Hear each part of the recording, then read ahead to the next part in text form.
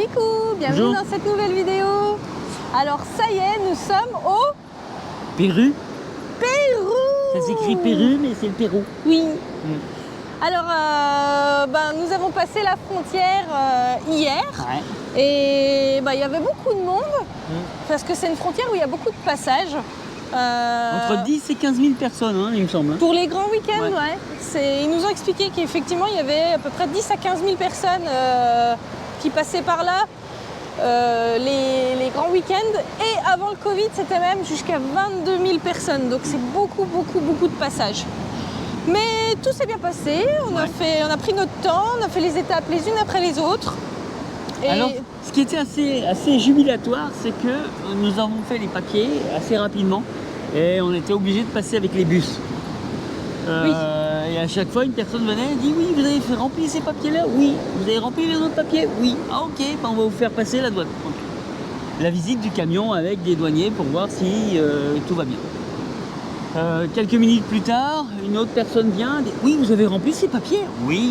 Et vous êtes étonné? Oh, oui. Ah bon, ok, on va vous faire passer la douane. Ça a duré jusqu'à ce que je commence à aller chercher les œufs cuits durs avec la mayonnaise et que je commence à grignoter dans le camion. Et le gars avec des yeux comme ça, il dit: qu'est-ce qu'il fait? Et ils sont venus, ils disent: vous avez rempli tout ça? Oui, on attend juste qu'on passe. Ok, et ben on arrive. Et ça s'est délié tout facilement. ouais. Ça c'est marrant. Donc tout s'est bien passé pour nous, le camion et Minou. Oui, parce qu'à un moment, le douanier, je lui dis: de toute façon, nous, ça ne nous dérange pas. S'il faut dormir à la douane, on dort là, il y a la maison. Nous avons alors fait nos premiers kilomètres jusqu'à Tacna où nous avons acheté nos cartes téléphoniques Entel et Claro. Alors ça aussi, ça a été un petit peu long dans les magasins. Purée, oui. Alors, je vous explique. Au Chili, vous allez au supermarché, vous avez un rayon, vous avez de la carte Claro ou de la carte Entel, vous les prenez dans le rayon, vous allez au supermarché, donc à la caisse, elle vous les... Vous payez, c'est tout. Vous payez. C'est très tout. pratique. Au Pérou, il vous faut votre passeport, empreinte digitale, le nom de famille, votre résus sanguin, la totalité. Voilà, il exagère un tout le petit nom de peu. votre mère, de votre arrière-grand-mère et la totalité. Mais l'empreinte digitale, c'est vrai. Hein. Non, l'empreinte digitale et tout. Et le gars, je lui dis: non, mais attends, là-bas, c'est en libre service. Il dit: oui, ici, c'est comme ça. Ok, bon, on achète, hein, pas de problème. Hein. De toute façon, pas de soucis, c'est pas mon doigt. Alors du coup, ça a été un petit peu long. On a fait ça aussi avec patience, mais on les a obtenus sans encombre. Hein. Il n'y a pas de souci. Pour 3 cartes Entel et une carte Claro, parce que on a aussi notre multiboutique à l'intérieur de notre camion. Ouais, 2 heures. Oui. 2 Ah, heures, oui. au moins 2 Ouais. heures. Et qu'il faut 5 minutes au Chili. Et pour donner une idée, donc par exemple chez Entel, je crois, une carte, donc 6 Go Entel, c'est 20 pesos, c'est ça? Ouais. Ouais. 20 pesos au Chili. 20 sols. 20 sols. J'ai pris l'habitude Entre le avec sol les et pesos. le plafond, on ne sait plus. On sait plus, on sait Non pas. mais c'est on ça, sait c'est rien. 20 sols, hein, je crois. Et ça donne à peu près, ça donne quoi en euros? On divise par 4. Ouais, on divise par 4. 20 sols, on divise par 4. Par contre, les gigas, il y a une montagne de gigas. Hein. C'est 3 gigas. Non, c'est 6. C'est 6 chez Entel et effectivement 3 chez Claro. 3 chez Claro. Pour combien de sols? 5 sols. 5 sols. 5 sols. Ouais. Ou 3 plafonds. Ça vous donne une petite idée, ça vous parle peut-être pas plus que ça, mais c'est pas excessivement cher, mais on n'a pas énormément de gigas, donc on va voir ce que ça va donner à l'usage. Alors attention, parce que les gigas au Chili, ça défilait à une vitesse grand V. Les gigas en Bolivie, Oui. ça défilait pas. Alors qu'on faisait beaucoup plus Ouais. de choses avec très peu de gigas. On va voir si c'est pareil ici. C'est pour ça que je dis on va voir ce que ça donne, parce que si ça se trouve, 6 gigas ici vont peut-être valoir... L'équivalent de 10 ou 15 gigas Voilà, au Chili. On ne sait pas, on vous le dira. Oui.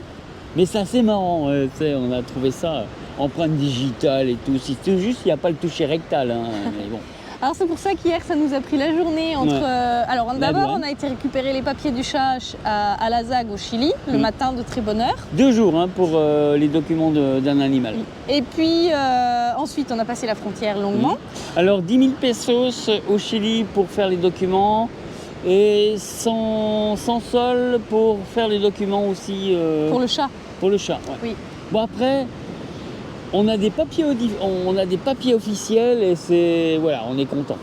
C'est le principal. On sait que notre chat, il oui. est Très important, ouais. si on n'avait pas fait ces papiers qui sont très importants et reconnus par les organismes agréés, Le chat ne passait pas. nous ne passions pas, parce qu'on ne serait pas parti sans le chat. Hein. Ah bah si, nous on passait, mais bon, je sais pas, on aurait pu mettre le chat au congèle, au frigo, les trucs comme ça, mais bon, on n'a même pas le droit de passer il de la nous aurait viande. pas laissé passer, parce que déjà de la façon dont il nous a dit « mais vous n'avez pas les papiers Ouais. » Ben si, regardez, on a tout, on a l'organisme de la Sénazac qui nous a validé tout ce qu'il faut. Je pense que ouais, ils ont l'habitude de voir des gens qui passent juste avec un contrôle d'un vétérinaire et c'est pas assez. Oui. Donc voilà. Enfin bon, bref, tout est bien, on a Oui. tout ce qu'il faut. Fini bien. Et justement, on va vous parler de l'endroit où on est. Alors une fois qu'on avait tout ce qu'il fallait à Tacna, en toute fin de journée, nous avons repris la route pour rejoindre l'océan et nous avons atterri ici, à Ilo, qui est une ville portuaire. Mais avant d'arriver ici, nous avons été interceptés par la douane volante. Cette douane, donc un contrôle pour voir ce qu'il y avait à l'intérieur du camion. Et je lui dis, bon, comme il était assez tard, je lui dis, bon, est-ce qu'on peut dormir à côté de chez vous? Et il me dit, ouais, il n'y a pas de problème, mais par contre, il faut que tu te lèves à 3 h du matin, car demain, il y a une manifestation très importante dans tout le pays. Et vaut mieux que tu te retrouves à Ilo pour la matinée avant qu'il y ait la manifestation. Pour être tranquille. Alors donc, du coup, ce que nous avons fait, je lui ai dit combien de temps avant d'arriver à Ilo? Il me dit, ouais, 1h30. Ok, on a fait 1h30 de route, on est arrivé à Ilo, on est arrivé ici. Une plage pour nous tout seuls. Ce matin, nous sommes allés faire les courses parce qu'après la douane, donc on n'a plus rien, hein, on n'a pas de produits frais, etc.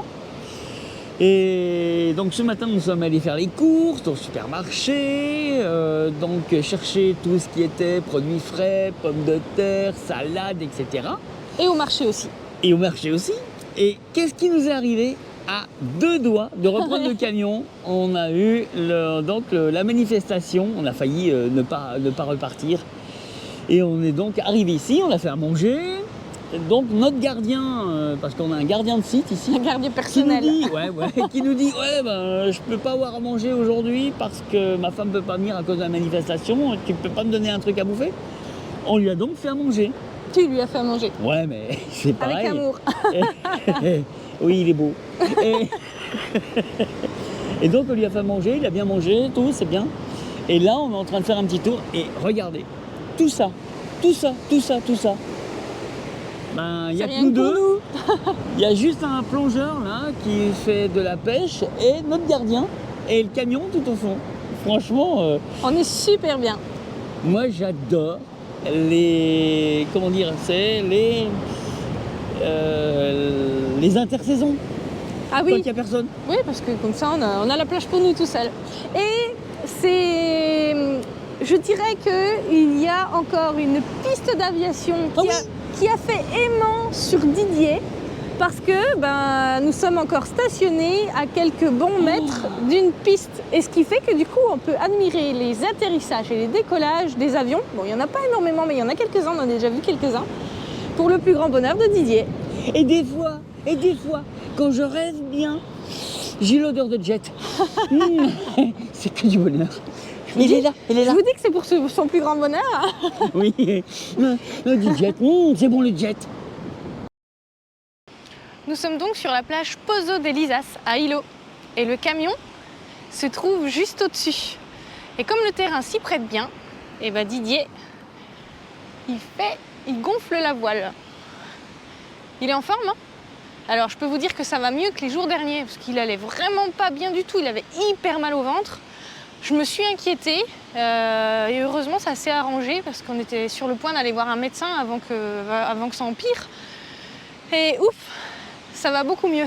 Maintenant, il court à nouveau comme un lapin. On ne sait pas vraiment ce qu'il a eu, on suppose un problème de rein. Bon, en tout cas, l'essentiel, c'est que ça soit passé. Tiens d'ailleurs, ça me fait penser à l'assurance santé de voyage. Vous nous demandez régulièrement dans les commentaires où nous sommes assurés. Donc nous sommes chez Chapka Assurance. Nous leur faisons confiance. Ça fait 1 an et demi qu'on est chez eux et tout se passe bien avec le contrat Cap Aventure. Et bah tiens, je vous mettrai le lien dans la description si ça vous intéresse. À chaque fois qu'on les contacte, nous sommes super bien accueillis, ils nous renseignent rapidement, ils sont réactifs. Vous le savez sans doute, mais il est vraiment très important de s'assurer en voyage, même pour un voyage de courte durée. Enfin bref, si l'état de Didier ne s'était pas arrangé, nous aurions dû faire appel à leur service. Mais là, c'est cool, ça s'est arrangé, il est en pleine forme, donc tant mieux. On peut profiter pleinement de notre voyage. Bon alors, tu fais une pause ? Ouais, parce qu'il n'y a pas assez de vent. Pour la voile, il faut gonfler énormément, s'entraîner tout le temps. Parce qu'avec un paramoteur, quand vous décollez, il faut être sûr de ce que vous faites. Et je m'entraîne très régulièrement à gonfler la voile, avec ou sans vent. C'est très, c'est très formateur de gonfler une voile sans vent. Parce que vous courez, vous forcez, vous cherchez la moindre petite brise pour aller à droite ou à gauche et tout. C'est très formateur. Et quand vous avez un petit peu de vent, 10 km/h de vent, ben, vous levez et vous éclatez. Comme si c'était un... Comment on appelle ça? Un truc qui vole tout seul. Un avion? Non. Non, un avion, c'est encore mieux. T'es devant la scène, t'as rien à foutre. C'est juste regarder les instruments, savoir machin, piloter, savoir où tu vas. Enfin, si, il y a pas mal de bricoles, mais... c'est pas pareil. Donc c'était quoi le mot que tu cherchais? Cerf-volant. Ah oui, ok, d'accord. Bon, en tout cas, gonfler la voile et voler avec le paramoteur, t'en fais régulièrement. Mais c'est vrai qu'on filme pas souvent. C'est mon instant à moi. Ouais. Donc il n'a pas forcément de caméra avec lui, puis il en a pas envie. J'en ai pas envie, c'est mon truc à moi. Je commence à décoller, il faut filmer, machin, il faut faire ceci, faire cela. Et je vole pas pour moi. Là, je fais pour moi. Et ce n'est que du bonheur.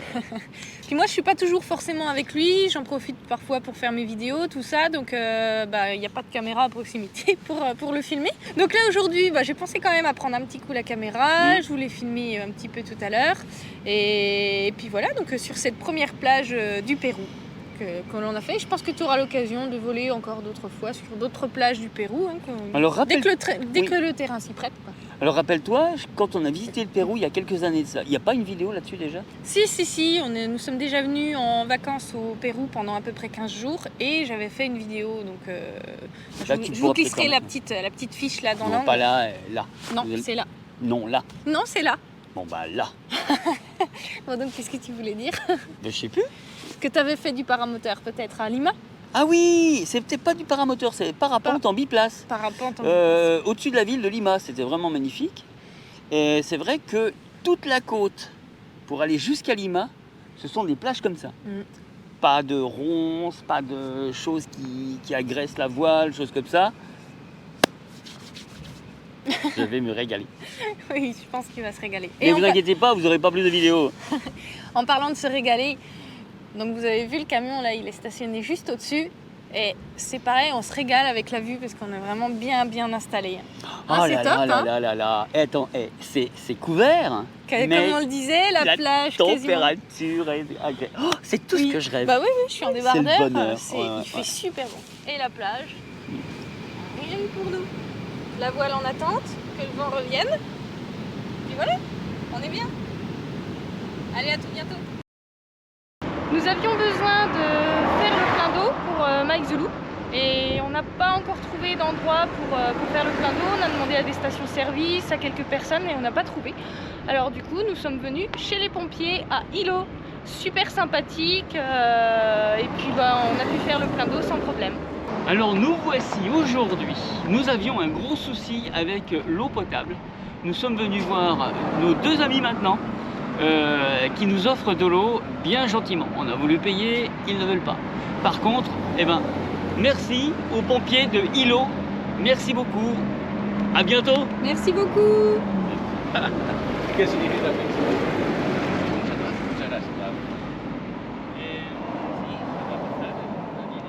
Allez, nous quittons la plage de Hilo et nous repartons pour découvrir de nouveaux endroits au Pérou.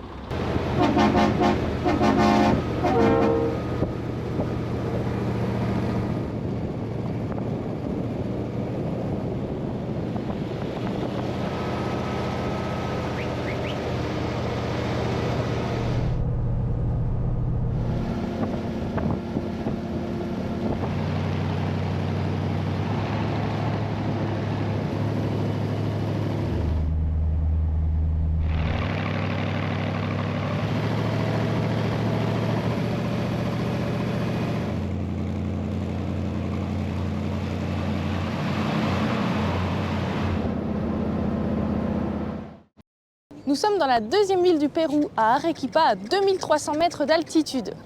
Il est dit que c'est la plus belle ville du Pérou. Alors je vous propose que l'on se promène dans les rues de Arequipa et que l'on constate par nous-mêmes de sa beauté. Ça vous dit? Pour commencer, voici la place des Armes. C'est une place publique au milieu de nombreux monuments.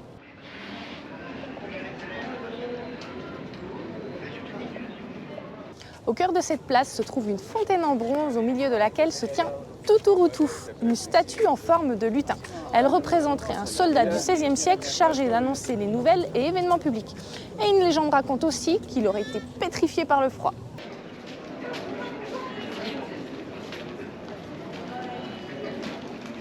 Sur la place centrale, il y a la cathédrale d'Arequipa, construite en 1621.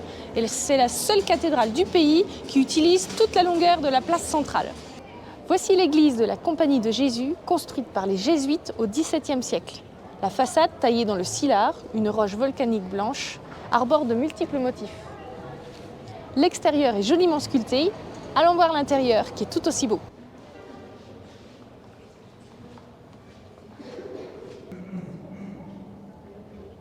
Le cœur de l'église est tout aussi beau que l'extérieur. Le centre historique est reconnu pour ses monuments d'époque coloniale. Ici se mêlent histoire inca, culture religieuse et architecture coloniale. Et ça se ressent d'ailleurs dans le centre historique, les ruelles pavées, les balcons, les voûtes, les arcades, etc. Et c'est vraiment toute une ambiance. Ouais, c'est vraiment magnifique. Alors là, c'est le monastère Santa Catalina. C'est l'un des plus grands édifices religieux au monde avec 20 000 mètres carrés de surface.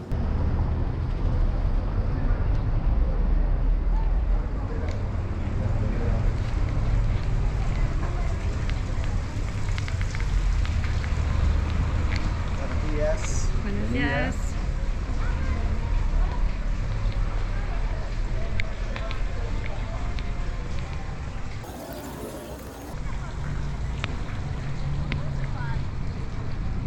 C'est excellent.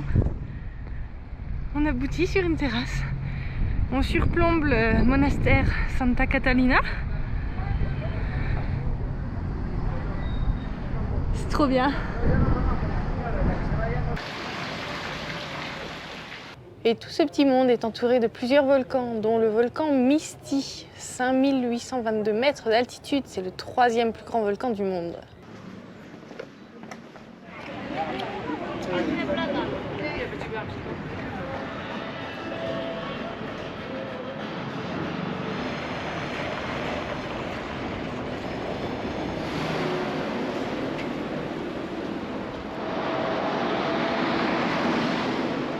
Allez, on fait une petite pause avec un bon cocktail.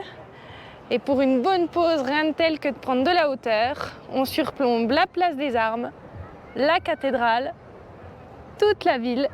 Et on a même la vue sur un volcan et encore un autre volcan. Allez, on a une pensée pour vous tous et à la vôtre. Tiens.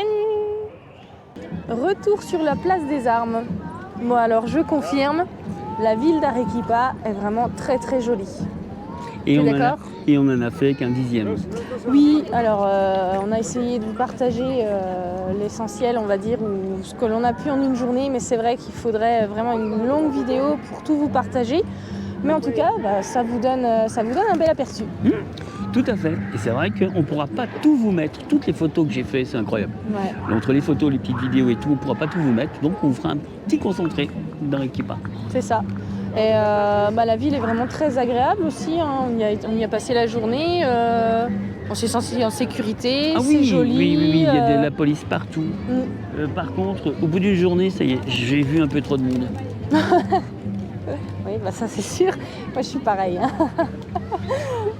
Là, si vous voyez, là, non, vous ne pouvez pas voir. Mais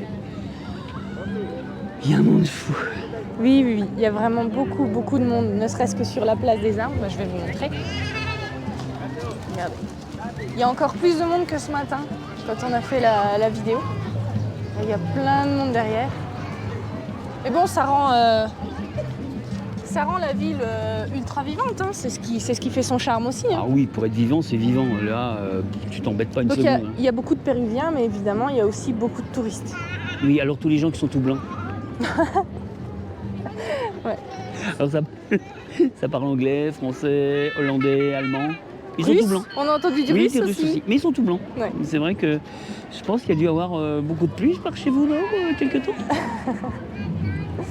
Bon, bah, en tout cas, c'est aussi ce qui va conclure cette vidéo. Donc on se retrouvera dans la prochaine vidéo un petit peu plus loin au Pérou. On compte sur vous pour mettre des gros pouces, partagez, abonnez-vous si ce n'est pas déjà fait avec la petite clochette. On vous dit à très bientôt et n'oubliez pas, voyager, C'est la liberté. Ciao.